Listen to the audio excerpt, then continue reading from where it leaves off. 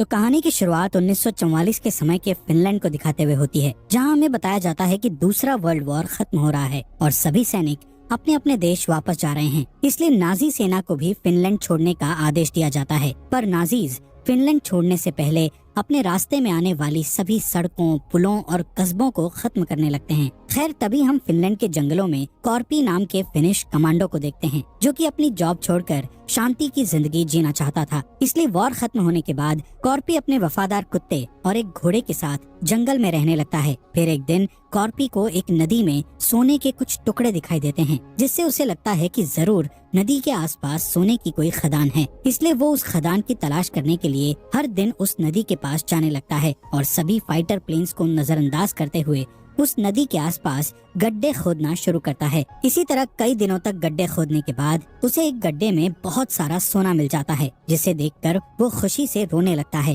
क्योंकि इस सोने से उसकी जिंदगी बदलने वाली थी। खैर, कॉर्पी उस सोने को उठाकर अपने टेंट में छुपा देता है, जहां वो पूरी रात जागकर उस सोने की हिफाजत करता है, क्योंकि उसे डर था कि कोई उसके सोने को चुरा न ले। अगली सुबह कॉर्पी सारा सोना एक बैग में रखता है और अपने घोड़े पर बैठकर वहां से निकल जाता है, जिसके साथ साथ उसका कुत्ता भी पीछे पीछे जाने लगता है। कुछ घंटों चलने के बाद कॉर्पी को रास्ते में नाजी सेना का जनरल ब्रूनो दिखाई देता है, जो कि अपने सैनिकों के साथ वहां से गुजर रहा था। यहाँ ब्रूनो के पास एक खतरनाक टैंक था। इसके अलावा वो कई फिनिश औरतों को किडनैप करके अपने साथ ले जा रहा था। असल में वो सभी सैनिक उन औरतों के साथ गलत काम किया करते थे। तभी हम वुल्फ नाम के सैनिक को देखते हैं, जो कि एक औरत के साथ जबरदस्ती करता है। यहाँ कॉर्पी ब्रूनो को देखता है और फिर उसके सभी सैनिकों को अनदेखा करके आगे बढ़ने लगता है। तभी वुल्फ ब्रूनो के पास आता है और कॉर्पी को मारने के लिए अपनी गन उठा लेता है, जिस पर ब्रूनो उसे रोक लेता है और कहता है कि वो आदमी वैसे भी अपनी मौत के पास जा रहा है,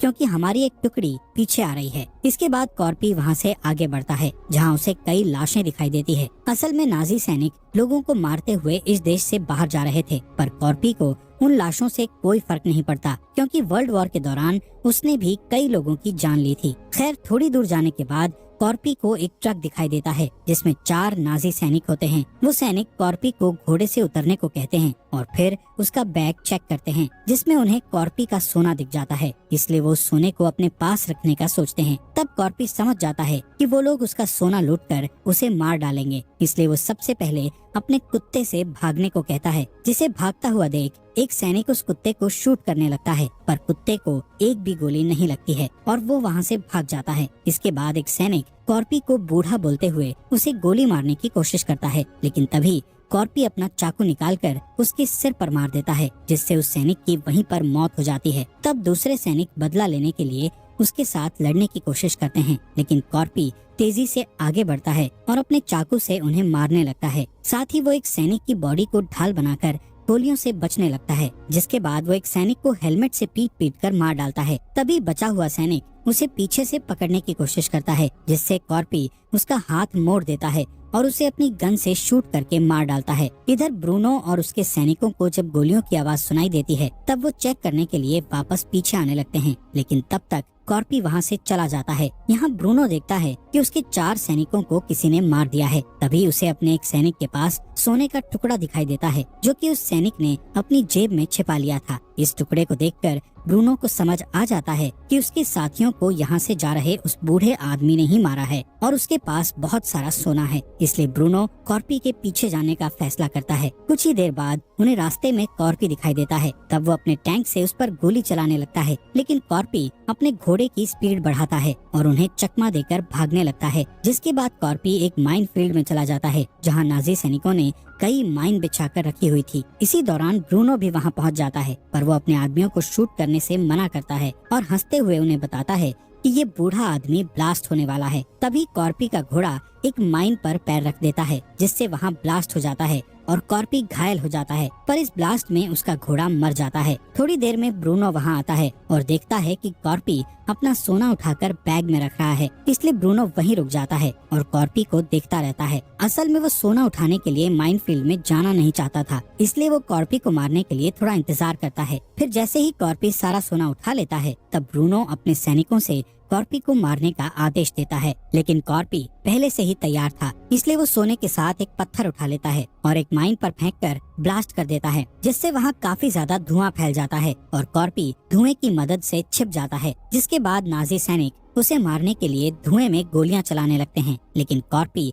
एक ढाल का उपयोग करके उन गोलियों से बच जाता है। कुछ देर बाद ब्रूनो अपने एक सैनिक को कॉर्पी को चेक करने के लिए भेजता है। तब वो सैनिक गलती से एक माइन से टकरा जाता है, जिससे उसकी मौत हो जाती है। ये देखकर ब्रूनो अपने 2 और सैनिकों को वहाँ भेजता है, पर वो दोनों भी माइन पर कदम रखने के कारण मारे जाते हैं। फिर जब वहाँ का धुआं साफ होता है तो उन्हें पता चलता है कि कॉर्पी वहाँ से भाग चुका है। ये देखकर ब्रूनो को बहुत गुस्सा आता है, इसलिए वो 2 फिनिश औरतों को ढाल बनाकर माइन फील्ड से गुजरने का फैसला करता है। इसलिए वुल्फ सबसे डरी हुई औरतों को पकड़ कर ले आता है और उन्हें टैंक के सामने चलने का कहता है। इस बीच ब्रूनो उस जगह की जांच करता है जहां उसे कॉर्पी के कुत्ते का टैग मिलता है। थोड़ी देर के बाद वो सभी माइन फील्ड से गुजरने लगते हैं, जिस दौरान ब्रूनो कॉर्पी के बारे में जानकारी मांगने के लिए टैंक में रखे रेडियो का यूज करता है। तब उनके हेड ऑफिसर उन्हें बताते हैं कि उस बूढ़े आदमी का नाम कॉर्पी है और तुम्हें उसका पीछा करना बंद करना होगा। इसके अलावा हेड कहता है कि तुम भाग्यशाली हो जो कॉर्पी से मिलने के बाद भी जिंदा हो, क्योंकि कॉर्पी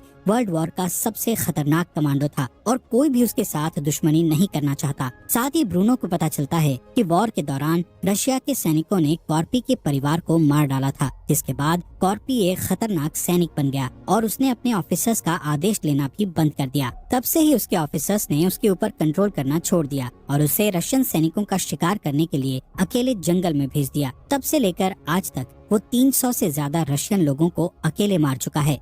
सबसे आखिर में हेड उन्हें कहता है कि सबको लगता है कि कॉर्पी अमर है, इसलिए तुम्हें उसका पीछा नहीं करना चाहिए। पर ब्रूनो को इस बात से थोड़ा सा भी डर नहीं लग रहा था, इसलिए वो कॉर्पी की तलाश जारी रखता है। असल में नाजी सैनिकों को युद्ध हारने के कारण सजा मिलने वाली थी और ब्रूनो उस सोने की मदद से अपनी सजा खत्म करवाना चाहता था, इसलिए वो किसी भी हाल में कॉर्पी से सोना चुराना चाहता था। इस बीच हम कॉर्पी को देखते हैं, जिसे रास्ते में एक जला हुआ ट्रक दिखाई देता है। तब वो छिपने के लिए उस ट्रक के पीछे जाकर लेट जाता है और अपने घावों को ठीक करने के लिए चाकू से सभी गोलियां निकालता है और घावों को धूल से ढक देता है। तभी कॉर्पी का कुत्ता भी वहां आ जाता है। अब क्योंकि कॉर्पी ने उसे अपने आप से दूर भागने को कहा था, इसलिए वो कॉर्पी के पास नहीं जाता है, बल्कि उसे दूर से ही देखता है। यहाँ कॉर्पी की हालत खराब होने के कारण उसकी आंख लग जाती है, पर कुछ ही घंटे बाद वहाँ नाजी सैनिक आ जाते हैं, जिनकी आवाज सुनकर वो जाग जाता है। तब कॉर्पी देखता है कि नाजी सैनिक उसे ढूंढने के लिए कुत्तों का इस्तेमाल कर रहे हैं, इसलिए वो तुरंत ट्रक के नीचे छिप जाता है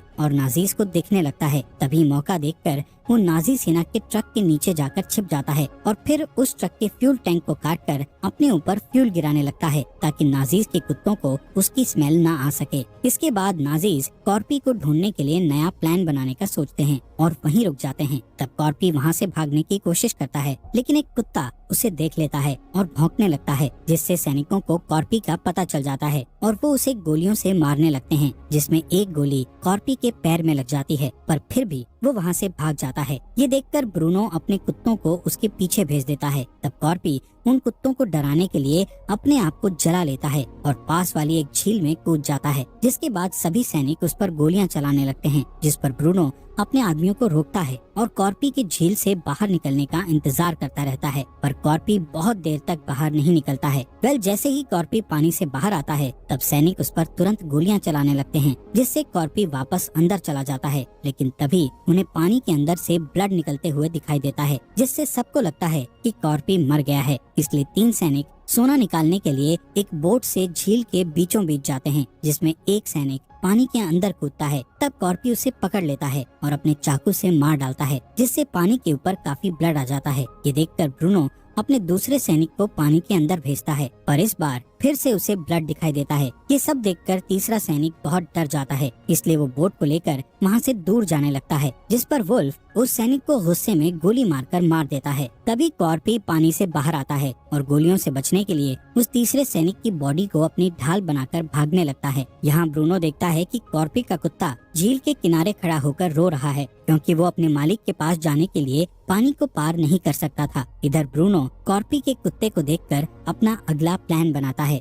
दूसरी तरफ कॉर्पी कुछ घंटे चलने के बाद आखिरकार एक शहर में पहुंच जाता है, लेकिन ये शहर नाजीज ने पूरी तरह तबाह कर दिया था। अब क्योंकि कॉर्पी बहुत थक चुका था, इसलिए वो गैस स्टेशन के अंदर आराम करने का फैसला करता है, जहाँ वो अपने पैर के दर्द को सहन करते हुए सोने की कोशिश करता है, जिस दौरान उसे वो दिन याद आता है जिस दिन उसने अपने परिवार को खो दिया था। खैर, कॉर्पी की किसी तरह नींद लग जाती है, पर कुछ देर बाद जब उसे अपने कुत्ते के भौंकने की आवाज सुनाई देती है तो उसकी नींद खुल जाती है। इसके बाद कॉर्पी अपने कुत्ते से मिलता है। तभी उसे पता चलता है कि उसके कुत्ते के ऊपर एक डायनामाइट लगा हुआ है, इसलिए वो तुरंत उस डायनामाइट को फेंक देता है। लेकिन तभी वो डायनामाइट फट जाता है, जिससे कॉर्पी तेज झटके के साथ जमीन पर गिर जाता है। जब कॉर्पी को होश आता है तो वो अपने सामने ब्रूनो को देखता है, जिसने उसे बंदी बना लिया था। यहाँ ब्रूनो कॉर्पी से उसका सोना चुरा लेता है और उसकी पॉकेट में सोने का एक टुकड़ा रख देता है और फिर उसे फांसी देकर मार डालता है। पर कॉर्पी अभी मरा नहीं था, क्योंकि उसने फांसी से बचने के लिए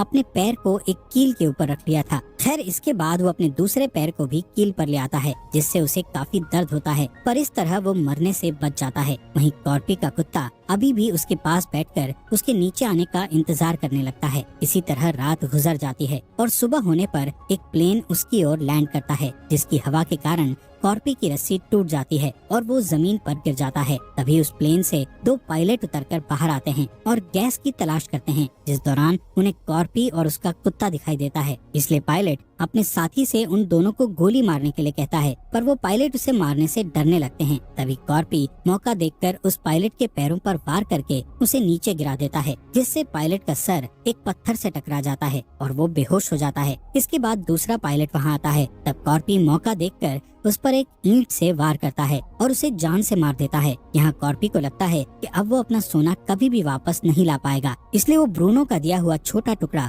वहीं पर दफन कर देता है। तभी वो दूसरे पायलट को हिलता हुआ देखकर समझ जाता है कि वो अभी जिंदा है, इसलिए वो उस पायलट के प्लेन से ब्रूनो के पास जाने का प्लान बनाता है ताकि वो उससे अपना सोना वापस ला सके। लेकिन सबसे पहले वो अपने घावों से सभी गोलियां और मेटल के टुकड़ों को बाहर निकालता है और घावों पर आग लगाकर उन्हें एक तार से बंद कर देता है। ये देखकर पायलट उससे बुरी तरह डरने लगता है, जिसके बाद कॉर्पी अपने कुत्ते को वहीं छोड़ देता है और प्लेन में बैठकर ब्रूनो की तलाश में निकल जाता है। दूसरी तरफ नाजीज को अपने रास्ते में एक क्रैश्ड प्लेन दिखाई देता है, जिसे चेक करने के लिए वुल्फ प्लेन के अंदर जाता है और देखता है कि प्लेन क्रैश में पायलट की मौत हो चुकी है। तभी वुल्फ नोटिस करता है कि उस पायलट के गले में वही रस्सी है जिससे उन्होंने कॉर्पी को फांसी दी थी। यहाँ वुल्फ समझ जाता है कि कॉर्पी अभी जिंदा है और उन्हें मारने के लिए वापस आ गया है। साथ ही ब्रूनो भी समझ जाता है कि कॉर्पी बहुत खतरनाक है, इसलिए वो अपने आदमियों को तुरंत वहाँ से भागने का आदेश देता है। इसके बाद हम दो सैनिकों को देखते हैं जो फिनिश औरतों के साथ ट्रक में बैठे होते हैं। वो दोनों सैनिक कॉर्पी के बारे में बात कर रहे होते हैं, जिनकी बातें सुनकर एनो नाम की औरत उन पर हंसने लगती है और उन्हें बताती है कि कॉर्पी को कई रशियन सैनिकों ने मारने की कोशिश की थी, लेकिन आज तक कोई भी उसे नहीं मार सका, क्योंकि कॉर्पी किसी भी तरह बच जाता है और फिर अपने दुश्मनों को ढूंढकर उन्हें मार डालता है। इसके अलावा एनो उन्हें बताती है कि कॉर्पी को फिनिश लैंग्वेज में सीसू नाम से बुलाते हैं, जिसका मतलब बहादुरी होता है और कॉर्पी कभी भी हार नहीं मानता है। यहाँ एनो समझ जाती है कि अब सभी नाजी सैनिक कॉर्पी के हाथों मारे जाएंगे, इसलिए वो बहुत खुश होती है। तभी अचानक कॉर्पी एक सैनिक को मारकर उसे नीचे फेंक देता है और जब दूसरा सैनिक ट्रक से बाहर देखता है तब कॉर्पी उसे बाहर खींचकर जमीन पर फेंक देता है, जिससे वो सैनिक टैंक के नीचे आकर मारा जाता है। यहाँ एनो मरे हुए सैनिक का हथियार चुराने की कोशिश करती है, लेकिन उसी समय कॉर्पी ट्रक के अंदर आ जाता है, जहाँ ट्रक में फिनिश औरतों को देखकर वो समझ जाता है कि नाजीज ने उन्हें किडनैप करके रखा है और वो सभी निर्दोष हैं, इसलिए वो एनो को हथियार दे देता है। जिसके बाद कॉर्पी ट्रक के ऊपर चढ़ जाता है और ड्राइवर को मारकर उसे नीचे फेंक देता है ताकि एनो उस ट्रक को चलाकर उसकी मदद कर सके। फिर वो ट्रक को टैंक के करीब ले जाता है। तब कॉर्पी उस टैंक पर कूदकर बाकी के सैनिकों को मारने चला जाता है, लेकिन टैंक में मौजूद लोगों को शक हो जाता है, इसलिए सभी औरतें मरे हुए सैनिकों की बॉडी को इस्तेमाल करती हैं ताकि नाजीज को सच्चाई का पता न चल सके। इसके बाद एनो अपने ट्रक को दूसरे ट्रक के पास ले जाती है, जहाँ सभी औरतें उस ट्रक में मौजूद सैनिकों को शूट करके बुरी तरह मार डालती हैं। साथ ही एनो ट्रक के ड्राइवर को भी गोली मार देती है, जिससे वो ट्रक सड़क के नीचे उतर जाता है। दूसरी तरफ कॉर्पी टैंक के गेट को तोड़ने की कोशिश करता है। तब ब्रूनो टैंक को अचानक से रोक देता है, जिससे कॉर्पी नीचे गिर जाता है। ये देखकर वुल्फ कॉर्पी को मारने के लिए टैंक से बाहर आ जाता है, लेकिन कॉर्पी जल्दी से वापस टैंक पर चढ़ जाता है और वुल्फ से लड़ने लगता है, जिस दौरान वो दोनों जमीन पर गिर जाते हैं। अब टैंक में सिर्फ ब्रूनो और शूट्स नाम का सैनिक होता है, जो कि अपनी जान बचाकर वहाँ से भागने लगता है। यहाँ कॉर्पी वुल्फ को बुरी तरह पीट कर मारने लगता है, लेकिन इससे पहले कि वो उसे जान से मार पाता, तभी वहाँ एक बाइक से दो नाजी सैनिक आ जाते हैं, पर वो दोनों कॉर्पी को पहचान जाते हैं, इसलिए वो उससे डरकर वहाँ से भाग जाते हैं। यहाँ कॉर्पी वुल्फ को जिंदा छोड़ देता है और उस बाइक को लेकर टैंक का पीछा करने के लिए निकल जाता है, जिससे वुल्फ को लगता है कि कॉर्पी ने उसे जिंदा छोड़ दिया है। पर कुछ ही देर में फिनिश औरतें वुल्फ से बदला लेने के लिए वहां आ जाती हैं। इसी बीच ब्रूनो एक पायलट से मिलता है और उसके प्लेन से भागने का सोचता है। तब पायलट उसे बताता है कि उसके प्लेन में सिर्फ एक इंसान के बैठने की जगह है, जिस पर ब्रूनो अपने साथी शूट्स को शूट करके मार डालता है और प्लेन में बैठकर वहां से भाग जाता है। लेकिन तभी वहां कॉर्पी आ जाता है और प्लेन पर गोलियां चलाने लगता है और वो प्लेन टेक ऑफ होने लगता है, इसलिए कॉर्पी जल्दी से उस प्लेन के ठीक नीचे आ जाता है और पिक एक्स की मदद से प्लेन को पकड़ लेता है, जबकि ब्रूनो को लगता है कि उन्होंने कॉर्पी को पीछे छोड़ दिया है। खैर कॉर्पी जल्दी से प्लेन का पहिया पकड़कर पिक एक्स से प्लेन के अंदर घुसने का रास्ता बनाता है और बॉम्ब रूम के फ्लोर पर आ जाता है। यहाँ ब्रूनो को प्लेन के अंदर से कुछ आवाजें सुनाई देती हैं, जिस पर पायलट कहता है कि ये प्लेन काफी पुराना है, जिस वजह से इसमें आवाजें आती है। लेकिन ब्रूनो को शक होता है, इसलिए वो चेक करने के लिए बॉम्ब रूम में जाता है, पर जैसे ही वो दरवाजा खोलता है तब कॉर्पी उस पर कूद जाता है और उसे मारने लगता है, जिससे उन दोनों के बीच फाइट होती है। अब क्योंकि कॉर्पी काफी ज्यादा घायल था, जिस वजह से ब्रूनो उस पर हावी होने लगता है, लेकिन कॉर्पी अभी भी हार नहीं मानता। तब ब्रूनो एक मेटल बेल्ट से कॉर्पी पर हमला करता है, लेकिन कॉर्पी उस मेटल को पकड़ लेता है और उसे एक बॉम्ब से जोड़ देता है। इसके बाद वो बॉम्ब प्लेन से नीचे गिर जाता है, जिसके साथ साथ ब्रूनो भी नीचे गिर जाता है और ब्लास्ट के कारण मारा जाता है। यहाँ कॉर्पी अब रेस्ट करना चाहता था, लेकिन तभी वो प्लेन हिलते हुए नीचे की ओर जाने लगता है। यहाँ कॉर्पी को पता चलता है कि ब्रूनो से लड़ने के दौरान पायलट को भी गोली लग गई थी, जिस वजह से उसकी मौत हो गई है। अब कॉर्पी के पास बचने के लिए कोई रास्ता नहीं था, इसलिए वो अपने सोने को पकड़कर रख लेता है और मरने के लिए तैयार हो जाता है। फिर थोड़ी ही देर बाद वो प्लेन एक दलदल में जाकर क्रैश हो जाता है। इसी बीच फिनिश यूनिट के लोग नाजीज टैंक को अपनी ओर आता हुआ देखते हैं, इसलिए वो उस पर हमला करने के लिए तैयार हो जाते हैं। पर थोड़ी ही देर में उन्हें पता चलता है कि उस टैंक पर फिनिश औरतें हैं, जो कि नाजी सैनिक वुल्फ को तोप से बांध कर ला रही हैं। दूसरी ओर हम देखते हैं कि कॉर्पी दलदल के कारण बच चुका है। वो अपनी पिक एक्स की मदद से दलदल से बाहर निकलता है और फिर कुछ दिनों के बाद वो अपने कुत्ते के साथ हेलसिंकी शहर की बैंक में जाता है, जहां कॉर्पी को देखकर सभी लोग डर जाते हैं। पर कॉर्पी सीधे काउंटर पर जाता है और सोने के टुकड़ों को डेस्क पर रखकर बैंक से पैसा देने को कहता है। और इसी के साथ ये अमेजिंग मूवी यहीं पर खत्म हो जाती है। दोस्तों आपका दिल से शुक्रिया हमारे चैनल को सब्सक्राइब करने के लिए।